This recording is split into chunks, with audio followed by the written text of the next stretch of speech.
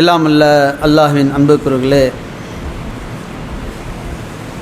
அல்லாஹ் ரப்பல் ஆலமீன் இந்த அகிலத்தை படைத்திருக்கிறான். இதில் எண்ணற்ற உயிரினங்களை படைத்து விட்டு சிறப்புக்குரிய ஒரு சமுதாயமாக இந்த மனித சமுதாயத்தை படைத்து அவன் எவ்வாறு வாழ வேண்டும் என்பதற்காக பல்வேறு வேதங்களை நமக்கு கொடுத்தான். இதில் இருக்கக்கூடிய இறுதி வேதமாக திருமறை குர்ஆன் ஆகும். இந்த வேதங்களை அப்படியே பின்பற்றி வாழ்ந்த அத்தனை நபிமார்கள் மீதும், தங்களால் இயன்றவரை பின்பற்றி வாழ்ந்த சஹாபாக்கள் மீதும், தாபீன் மீதும், தபீன் மீதும், நம்பிக்கை கொண்ட ஆண்கள் மீதும் பெண்கள் மீதும் வல்ல ரஹ்மானின் கருணை என்றென்றும் நின்று நிலவட்டும் என்று பிரார்த்தித்தவனாக இன்றைய நாம் பார்க்கக்கூடிய தலைப்பு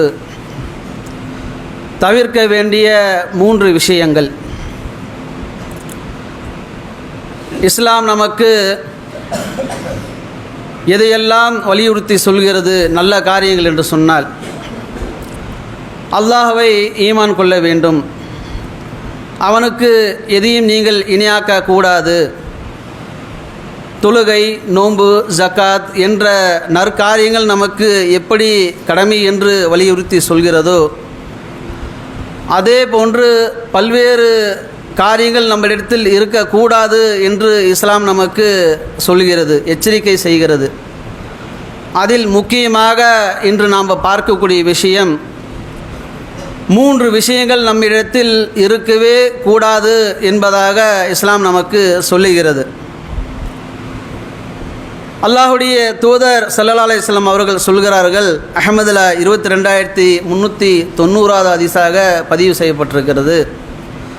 என்ன அந்த 3 விஷயங்கள் என்று பார்த்தோம் என்று சொன்னால், ஆணவம், தற்பெருமை, கர்வம் என்று சொல்வார்கள். இது ஒரு முதல் விஷயம். இரண்டாவதாக மோசடி, இது இரண்டாவது விஷயம். மூன்றாவதாக கடன் ஆகிய 3 விஷயங்களிலிருந்து உங்களை நீங்கள் தவிர்த்து கொள்ளுங்கள் என்பதாக அல்லாஹுடைய தூதர் சொல்லக்கூடிய செய்தி அஹ்மதுல 22390 ஹதீஸாக நாம் பார்க்க முடியும். ஆணவம் என்று எடுத்துக்கொண்டாலே, தற்பெருமை என்று எடுத்துக்கொண்டாலே, நம்மிடத்தில் பரவலாக எல்லோரிடத்திலும் சராசரியாக பார்க்கக்கூடிய ஒரு விஷயமாகத்தான் காண முடிகிறது.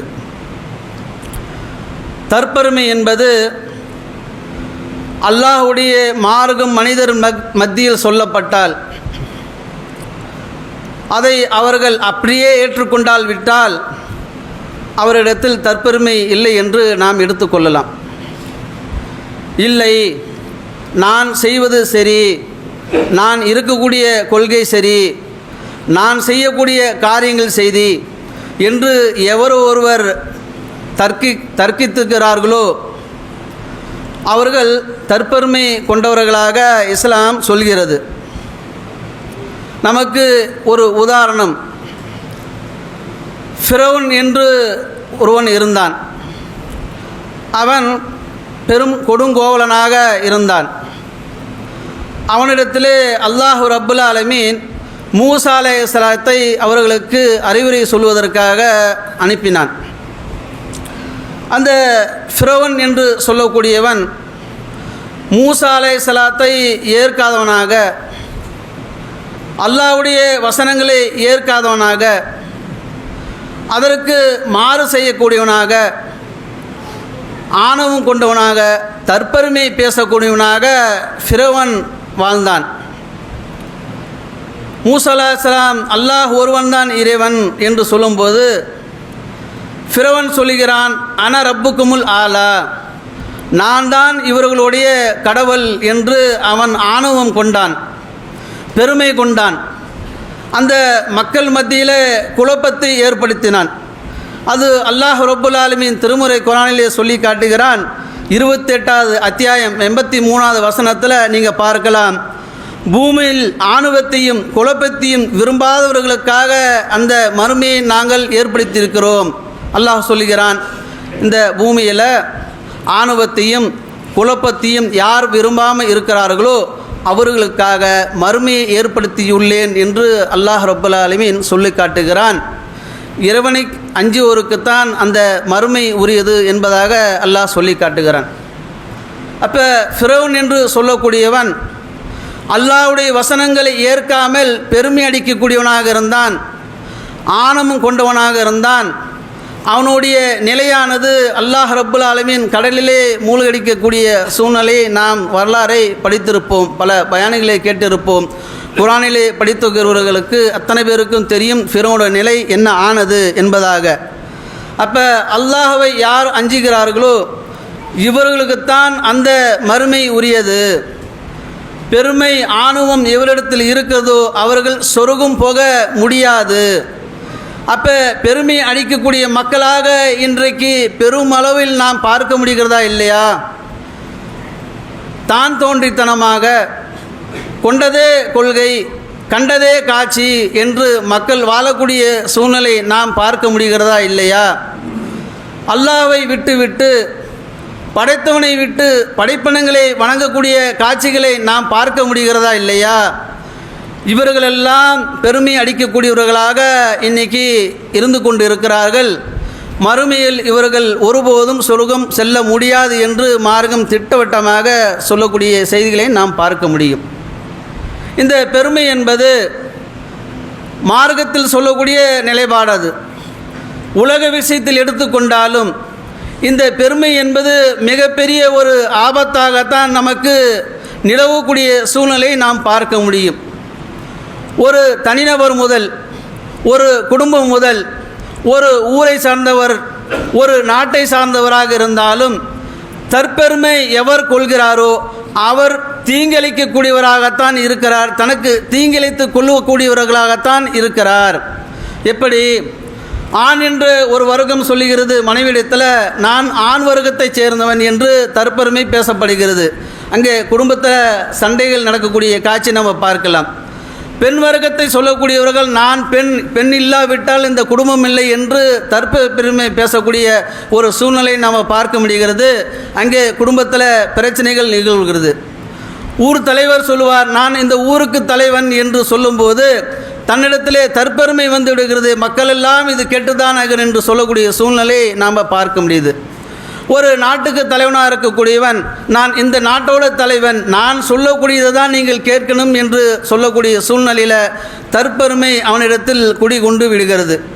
ஒரு நாடு இன்னொரு நாடுக்கு நான் தான் பெரியவன் என்று சொல்லக்கூடிய சூழ்நிலையில் போர்கள் தொடங்கக்கூடிய அளவிற்கு அதில் பெரிதும் பாதிக்கக்கூடிய அளவிற்கு இன்றைக்கி காலங்களை நாம் பார்க்கலாம். உதாரணத்துக்கு அமெரிக்கா சொல்லுகிறது நான் வல்லரசு நாடு, எனக்கு கீழே தான் நீ என்று. ரஷ்யா சொல்லுகிறது நான் தான் வல்லரசு நாடு, எனக்கு கீழே தான் நீ என்று. இப்படி ரஷ்யாவுக்கும் உக்ரைனுக்கும் இன்றைக்கி நடக்கக்கூடிய பிரச்சனை என்னென்று சொன்னால் அவரிடத்தில் தற்பெருமை இருக்கக்கூடிய காரணத்தால் உன்னோட நான் தான் பெரியவன், உன்னோட நான் தான் பெரியவன் என்று இருக்கக்கூடிய காரணத்தினால இந்த தற்பெருமை மனிதனுக்கு அழிவு தரக்கூடியதாக இருக்கிறது. இந்த தற்பெருமையால் இப்லீஸ் என்ற ஒருவன் நரகத்துக்கு தள்ளப்பட்டு விட்டான் என்று சொன்னால் மிகப்பெரிய ஒரு சேதமடைவன் தானே.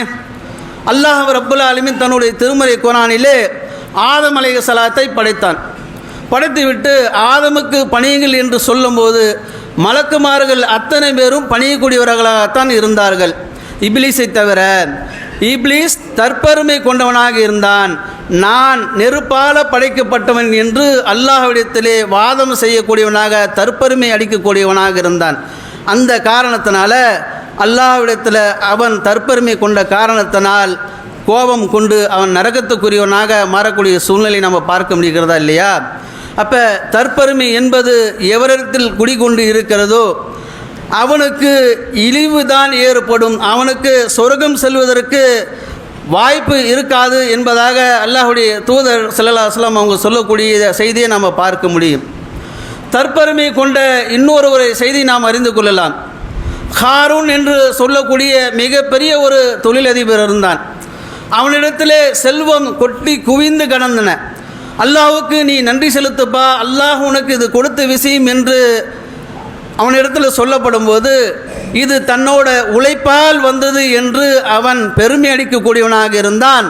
அதனால் அல்லாஹ் ரப்புல் ஆலமீன் அவனுடைய செல்வங்களை அனைத்தையும் பூமியில் புதைக்கச் செய்தான். நாம் இந்த வரலாறை நாம் பார்த்துருப்போம்.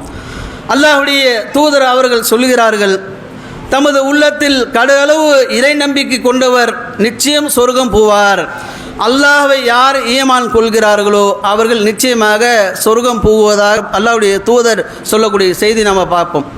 அதே போன்று தன்னோட உள்ளத்தில் கடலளவு யார் பெருமை அடிக்கிறார்களோ அவர்கள் சொர்க்கம் போக மாட்டார் என்பதாக அல்லாஹ்வுடைய தூதர் சொல்லக்கூடிய செய்தி முஸ்லீமில் 148வது செய்தியாக நாம் பார்க்க முடிகிறது.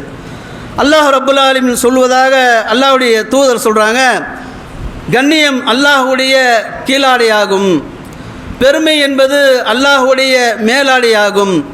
இதில் யார் போட்டி போடுகிறாரோ அல்லாஹு அவர்களை வேதனை செய்கிறான் என்பதாக அல்லாஹ்வுடைய தூதர் சொல்லக்கூடிய செய்தி முஸ்லீமில் 5114 செய்தியை நாம் பார்க்க முடியும். அப்போ ஹாரூன் என்று சொல்லக்கூடியவன் தனக்கு பெருமை அளிக்கக்கூடியவனாக இருந்தான். இந்த செல்வம் என்பது என்னோட உழைப்பு, என்னோட முயற்சி என்பதாக அவன் பெருமையடித்த காரணத்தினால் அல்லாஹு அவனை அப்படியே பூமியில் புதைக்கச் செய்தான். இன்றைக்கும் அந்த வரலாறெல்லாம் நாம் பூமியில் பார்க்க முடியும். இப்லீஸ் என்று சொல்லக்கூடிய ஷைத்தான் பெருமை அடித்த காரணத்தினால அவன் நரகத்துக்கு தள்ளப்பட்டான். அப்போ மனிதர்களாக இருக்கக்கூடிய நாம் அல்லாஹ்வுடைய வசனங்கள் சொல்லப்பட்டு விட்டால் நம்மளுடைய நிலை எப்படி இருக்க வேண்டும் என்று மார்க்கம் சொல்லுகிறது என்று சொன்னால், சமீனா வஅதானா குஃப்ரானக்க, செவிமடுத்தேன், கட்டுப்பட்டேன், பாவ மன்னிப்பு கோரினேன் என்று மனிதர்கள் இருக்க வேண்டும் என்று இஸ்லாம் சொல்லுகிறது. ஆனால் இன்னைக்கு மனிதரிடத்தில் மத்தியில் நாம் பார்த்தோம் என்று சொன்னால், தான் கொண்டதே கொள்கை, கண்டதே காட்சி என்று மக்கள் வாழக்கூடிய சூழ்நிலை நம்ம பார்க்க முடியுது. அல்லாஹ்வுடைய தூதர் சொல்லக்கூடிய செய்தி, எவரிடத்தில் கடுகளவுக்கு பெருமை இருக்கிறதோ அவர் சொர்க்கம் போக மாட்டார் என்பதாக மார்க்கம் நமக்கு சொல்லக்கூடிய செய்தி. அப்போ பெருமை என்பது நம்ம இடத்தில் இருக்கக்கூடாத ஒரு பண்பாக இருக்குது. ஆணும் என்பது நம்ம இடத்தில் இருக்கக்கூடாத ஒரு பண்பாக இருக்குது. அது மறுமைக்கும் சரி இந்த உலகத்திற்கும் சரி நமக்கு கேடு விளைவிக்கக்கூடிய ஒரு சூழ்நிலையை நாம் பார்க்க முடியும். இரண்டாவதாக மோசடி. மோசடி என்ற ஒரு பன்முகம் கொண்ட ஒரு முகமாக இருக்கிறது. மோசடி இந்தந்த வகையில் தான் மோசடி செய்கிறார்கள் என்று சொல்லும் அளவுக்கு அல்ல, அதையும் தாண்டி மோசடி என்பது நமக்கு மத்தியில் பரவலாக காணப்படக்கூடிய ஒரு செய்தியாக இருக்கிறது. அல்லாஹ்வுடைய தூதர் அவர்கள் ஒரு முறையில் சந்தையில் நடந்து போகிறாங்க. ஒருவரோட தானியத்தில் கைவிடப்படுவது, மேலே வந்துட்டு காஞ்சி காணப்படுகிறது, கீழே பார்த்தா ஈரமாக இருக்குது. அல்லாஹ்வுடைய தூதர் கேட்குறாங்க, என்னப்பா இது, மேலே வந்துட்டு காஞ்ச தானியங்களை வச்சுருக்கிற, கீழே பார்த்தா ஈரமாக இருக்குது, இது மோசடி இல்லையா என்று அல்லாஹ்வுடைய தூதர் கேட்குறாங்க.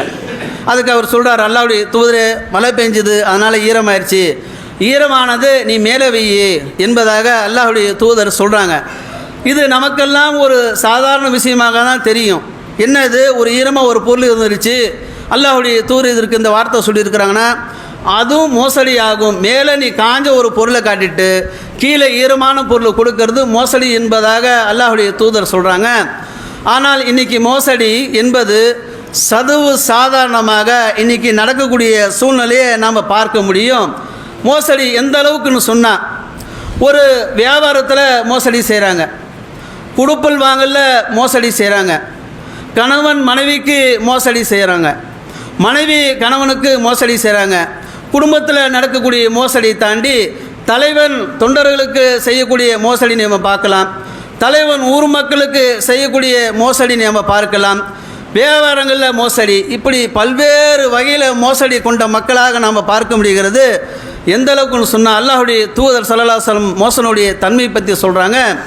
மோசடி என்பது பேசினால் பொய்யே பேசுவான், வாக்கு கொடுத்தால் மாறு செய்வான், நம்பினால் மோசடி செய்வான் ஆகிய 3 நயவஞ்சக அடையாளமும் என்று அல்லாஹ்வுடைய தூதர் அவங்க சொல்லி காட்டுறாங்க. இன்றைக்கி நம்ம பார்க்கலாம், ஒரு இடத்துல ஒரு ஊரில் ஃப்ளாட்டு போடுறாங்கன்னு சொன்னால் சொல்லுவாங்க, இந்த இடத்துல வந்துட்டு காலேஜ் வருது, இந்த இடத்துல ரயில்வே ஸ்டேஷன் வருது, இந்த இடத்துல மிகப்பெரிய ஒரு ஹாஸ்டல் வருது என்பதாக ஒரு ஃப்ளாட்டு போட்டு வராத ஒன்றை வருவதாக சொல்லி மோசடி செய்யக்கூடிய நிலைமை நம்ம பார்க்குறோமா இல்லையா? இதுவும் தாண்டி இன்னொருத்தர் சில பேர் செய்வாங்க, இந்த நம்பர் ஃப்ளாட்டு 22, இது கிழக்கு பார்க்க இருக்கும், ரிஜிஸ்டர் பண்ணும்போது பார்த்தா 32 இருக்கும். என்னப்பா இது, நீ 22ஆம் நம்பர் ஃப்ளாட்டு சொன்னீங்க, நான் கிழக்கு திசையை பார்த்து தான் நான் வாங்கினேன், இது பார்த்தா மேற்கு திசையாக இருக்குது என்று சொல்லும்போது, இல்லை நான் சரியாக கவனிக்கலை, பார்க்கலை, ஒரு இடத்த காட்டி வியாபாரம் பண்ணுறது, மறு இடத்த கொடுப்பது. இன்னும் சொல்லுவதாக இருந்தால் கடன் பெற்றுவாங்க, கடனை திருப்பி கொடுப்பதில்லை. மனைவிக்கு கணவன் செய்யக்கூடிய மோசடி அளவில்லாதது. அதனால தான் குடும்ப பஞ்சாயத்து நிறைய வந்து கொண்டே இருக்குது. எங்கே பாரு குடும்பத்தில் பிரச்சனை, நீதமாக நடக்காத ஒரு காரியமும். பிள்ளைகள் பெற்றோர்களுக்கு செய்யக்கூடிய மோசடி எத்தனை வகை எடுத்து சொல்லலாம், கணக்கில் சொல்ல முடியுமா என்று நாம் எண்ணிக்கொண்டு சொன்னால், மோசடிகளை நடக்கக்கூடிய விஷயங்கள் நாம் பிரித்து பார்த்தாலே நாம் இதெல்லாம் மோசடி செய்கிறோம், இதெல்லாம் நீதம் செலுத்தவில்லை, இது மக்களுக்கு மாற்றமாக செய்கிறோம், மார்க்கத்துக்கு மாற்றமாக செய்கிறோம் என்று மோசடியில் எண்ணில் அடங்காத அளவுக்கு இருந்து கொண்டே இருக்கும். எந்த அளவுக்கு என்று சொல்கிறான்னு சொன்னால், அல்லாஹ்வுடைய தூதர், முஸ்லீம் ஆகிய நம்மளை பார்த்து தான் அல்லாஹ்வுடைய தூதர் சொல்கிறாங்க, நயவஞ்சின் அடையாளங்கள் 3 ஆகும். அவன் நோன்பு நோற்பான். முஸ்லீம்கள் இது போன்ற காரியங்கள் செய்வாங்க. அவன் நோன்பு நோற்கக்கூடியவனாக இருப்பான், தொழுகை செய்யக்கூடியவனாக இருப்பான். ஆனால் அவன் மோசடி என்ற 3 பண்பில் ஏதோ ஒரு பண்பு அவனிடத்தில் இருந்து கொண்டே இருக்கும். மோசடி செய்யக்கூடிய நிலையில் அவன் இருப்பான். அவன் நோன்பு நோற்றும் பிரயோஜனம் இல்லை, தொழுகும் பிரயோஜனம் இல்லை, மறுமையினால் அவன் நஷ்டவாளியாகத்தான் இருப்பதாக அல்லாஹ்வுடைய தூதர் சொல்கிறாங்க. முஸ்லீமில் 109வது ஹதீஸா வந்துட்டு இது நாம் பார்க்க முடியும். அடுத்தது பார்த்திங்கன்னா, அல்லாஹ்வுடைய தூதர் ஸல்லல்லாஹு அலைஹி வஸல்லம் அவங்க மிகவும் வருத்தப்பட்ட ஒரு செய்தி, கடன் செய்தி. கடன் என்பது அறவே இருக்கக்கூடாத ஒரு செய்தி. 3வது செய்தி, கடன் என்பது எந்த அளவுக்கு நமக்கு பாதிப்பு ஏற்படுதுன்னு சொன்னால், சொர்க்கத்தை நாம் வெல்ல முடியாத அளவுக்கு பாதிப்பு ஏற்படக்கூடிய செய்தி. 3 விஷயங்கள் இருந்தாலே சொர்க்கம் போவதற்கு தகுதி இல்லாதவர்களாகத்தான் சொல்லப்படுது. ஒன்று பெருமை, இன்னொன்று மோசடி, 3வது கடன். இந்த உலகத்தில் நம்ம வாழ்கிற போது எல்லோருக்கும் எண்ணங்கள் எப்படி இருக்குதுன்னு சொன்னால், ஒருவர் காட்டிலும் மற்றவர் உயர்ந்து இருக்க வேண்டும், தங்களுடைய பொருளாதாரத்தை வளர்த்தி கொள்ள வேண்டும், நமக்கு ஆடம்பர வாழ்க்கை இருக்க வேண்டும், நம்ம பிற்காலத்தில் அமர்ந்து சாப்பிடுவதற்குண்டான ஏற்பாடுகள் இருக்க வேணும் என்று எண்ணி எல்லோரும் தொழில் செய்ய ஆசைப்படுறோம். தொழில் ஆசைப்படுவதற்கு எந்த ஒரு குற்றமும் இல்லை மார்க்கத்தில். ஆனால் தங்களுக்கு உண்டான பொருளாதாரத்தை கொண்டு தொழில் செய்கிறாங்களான்னு கேட்டால் அதுக்குரிய நிலையில் யாருமே யோசிக்கிறதில்ல. ஒரு உதாரணத்துக்கு, எங்கிட்ட ஒரு 1000 ரூபா இருக்குதுன்னு வச்சுங்களேன், 1000 ரூபா கொண்டு என்ன தொழில் செய்து வளர முடியுமோ இதை நான் யோசிக்கிறதில்ல. என்னோடய யோசனை லட்சங்கள் கடனை பெறணும், இதை பெற்று நாம் ஒரு தொழில் தொடங்கணும், அதில் வரக்கூடிய வருமானத்தை கொண்டு அந்த கடனை அடைக்கணும் என்று எண்ணி கடன் பெறக்கூடிய சூழ்நிலை நாம் பார்க்குறோமா இல்லையா? இது ஒரு வகை. இன்னொன்று, இருக்கிறதுக்கு ஒரு வீடு இருக்கும், இது வீடு பத்தலை, இன்னும் கொஞ்சம் பெருசாக கட்டணும் என்று சொல்லி லோன் பெறக்கூடிய ஒரு சூழ்நிலை நம்ம பார்ப்போம் கடனாக. இது ஒரு விஷயம். திருமணம் பிள்ளைகளுக்கு செய்யும்போது ஆடம்பர திருமணங்களை செய்கிறதுக்காக கடன் பெறுறோம். இந்த கடன் என்பது நம்மளுடைய வாழ்வில் சுற்றி ஏதோ ஒரு வகையில் நாம் கடன் பெற்றுக்கொண்டே தான் இருக்கிறோம். கடன் கொடுப்பதற்கோ வாங்குவதற்கோ மார்க்கத்தில் தடை சொல்லலை. ஆனால் கடன் என்பது எந்த அளவுக்கு நமக்கு பாதிப்பை ஏற்படுத்தும் என்று சொன்னால், ஷஹீதாகிறார் ஒருவர், அல்லாஹ்வுடைய மார்க்கத்தில் இருந்து அல்லாஹ்வுடைய மார்க்கத்திற்காக உயிர் தியாகம் செய்கிறார் என்று சொன்னால், அவர் கடனாளியாக இருந்தால் சொர்க்கம் செல்வதற்கு தடையாக உள்ளதாக அல்லாஹ்வுடைய தூதர் சொல்கிறார் என்று சொன்னார். சாதாரண ஒரு விஷயமா? யோசனை பண்ணி பாருங்கள். உயிர் தியாகம் என்பது சாதாரண ஒரு விஷயமா? அல்லாஹ்வுடைய மார்க்கத்திற்காக போரிடுகிறார், உயிர் தியாகம் செய்கிறார், அவர் சொர்க்கம் செல்வதற்கு இந்த கடன் இருக்கிறது என்று சொன்னால், கடன் மனிதர்கள் மத்தியில் வாழக்கூடிய நேரத்தில் அவர்கள் உரிமையை நீங்கள் பெற்றுவிட்டால் அது முறைப்படி நீங்கள் செலுத்தணும். அப்படி நீங்கள் முறைப்படி செலுத்த விட்டால், அல்லாஹ்வுடைய தூதர் சொல்கிறாங்க, 3 ஜனாசாக்கள் கொண்டு வரப்படுது. அல்லாஹ்வுடைய தூதர் கேட்குறாங்க, இவருக்கு கடன் இருக்கா? அல்லாஹ்வுடைய தூதரை இல்லை. இவர் ஏதேனும் விட்டு சென்றிருக்கிறாரா சொத்து பத்து என்று கேட்கும்போது இல்லைன்னு சொல்கிறாங்க. அப்போ 2வது ஒரு ஜனாசா வரப்படுது. அல்லாஹ்வுடைய தூதரத்தில் கேட்குறாங்க, இவருக்கு கடன் இருக்கா என்று கேட்கும்போது அல்லாஹ்வுடைய தூதர் ஆமாம். அப்போ இவர் ஏதாவது சொத்து பத்து விட்டுட்டு போயிருக்கிறாரா? ஆமாம். அல்லாஹ்வுடைய தூதர் அந்த கடனுக்கு உண்டான சொத்து இவரிடத்தில் இருக்குது என்பதாக சொல்லுவாங்க. அப்போ அதுக்கு உண்டான தொழுகையை அல்லாஹ்வுடைய தூதர் நடத்துவாங்க. 3வது ஒரு ஜனாசா கொண்டு வரப்படும். இவருக்கு கடன் இருக்கா என்று கேட்கும்போது ஆமான் என்று சஹாபால் சொல்லுவாங்க. இவருக்கு அதற்குரிய தொகை வைத்திருக்கிறார் என்று கேட்கும்போது, இல்லை, உங்களுடைய தோழருக்கு நீங்களே தொழுகை நடத்திக்கொள்ளுங்க, நான் தொலை வைக்க மாட்டேன் என்று சொல்லும்போது ஒரு சஹாபி அவருக்காக அந்த கடனுடைய பொறுப்பேற்றுக் கொள்வார். அப்போது தான் அல்லாஹ்வுடைய தூதர் வந்துட்டு அந்த தொழுகையை நடத்த வைப்பாங்க. மறுமை நாளில் அல்லாஹ்வுடைய தூதர் கேட்குறாங்க, இந்த சம்பவம் நடந்த பிறகு, திவாலானரை பற்றி உங்களுக்கு தெரியுமா? அல்லாஹ்வுடைய தூதர், ஏன் தெரியாது? ஒரு இடத்துல எதுவுமே இருக்காது, அவர் வீட்டில் ஒரு பொருள் இருக்காது, தனக்குன்னு ஒரு ஆடை இருக்காது, ஒரு வாகனம் இருக்காது, வீட்டில் எந்த ஒரு பண்ட பாத்திரம் இருக்காது, பணம் இருக்காது, கடனாளியாக இருப்பார், இவர் தான் திவாலாகி போனவர் என்பதாக அந்த மக்கள் வந்துட்டு அல்லாஹ்வுடைய தூதர் இடத்துல சொல்லுவாங்க. அல்லாஹ்வுடைய தூதர் சொல்லுவாங்க, கிடையாது. மறுமை நாளில் ஒருவர் நன்மைகளை மூட்டை கட்டி கொண்டுவார். அவர் நோன்பு வைத்திருப்பார், அவர் தொழுதிருப்பார், ஜக்காத்து கொடுத்திருப்பார், தான தர்மங்கள் நற்காரியங்கள் அத்தனையுமே செய்திருப்பார். இந்த உலகத்தில் அவர் கடன் பெற்றிருப்பார், அதை முறைவர கொடுத்திருக்க மாட்டார்.